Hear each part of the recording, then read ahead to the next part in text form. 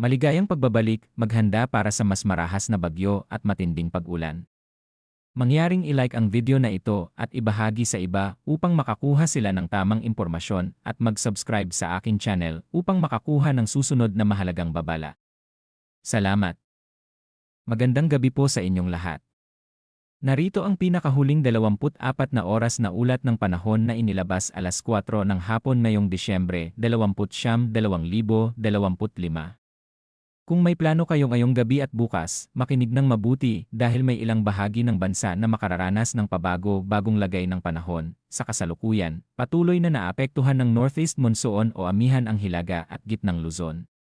Samantala, ang Easterlies naman ang nakaapekto sa natitirang bahagi ng bansa. Dahil sa kombinasyon ng mga sistemang ito, iba-iba ang magiging kondisyon ng panahon sa bawat rehiyon, sa Visayas, Mindanao, Palawan, pati na rin sa Sorsogon at Masbate. Inaasahan ang bahagyang maulap hanggang maulap na kalangitan na may mga panakanakang pag-ulan o pagkulog at pagkidlat. Ang mga pag-ulang ito ay maaaring maging katamtaman paminsan-minsan at maaaring magdulot ng biglaang pagbaha o pagguho ng lupa lalo na sa mga lugar na mababa at bulubundukin. Pinapayuhan ang mga residente na manatiling alerto at iwasan ang mga lugar na kilalang binabaha kapag umuulan, para naman sa Metro Manila at sa natitirang bahagi ng Luzon. Makakaranas ng bahagyang maulap hanggang maulap na kalangitan na may mga panakanakang mahinang pag-ulan dahil sa amihan. Sa pangkalahatan ay wala namang inaasahang malaking epekto, ngunit maaaring maging malamig at mahangin lalo na sa gabi at madaling araw.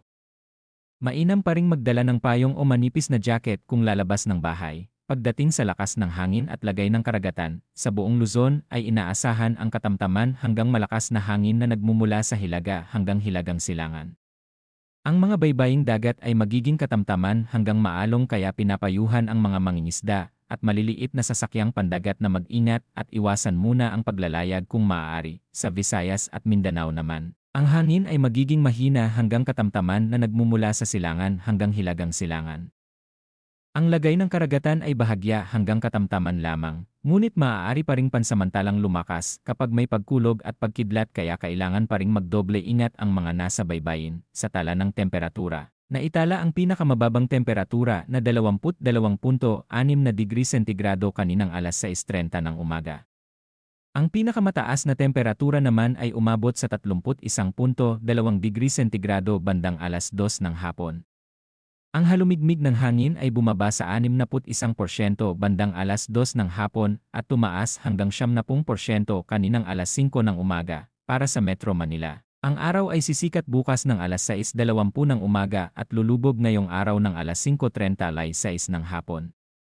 Ang buwan ay sisikat bukas ng alas 1:27 ng hapon at lulubog ng alas 1:38 ng madaling araw. Ang liwanag ng buwan bukas ay nasa 79%.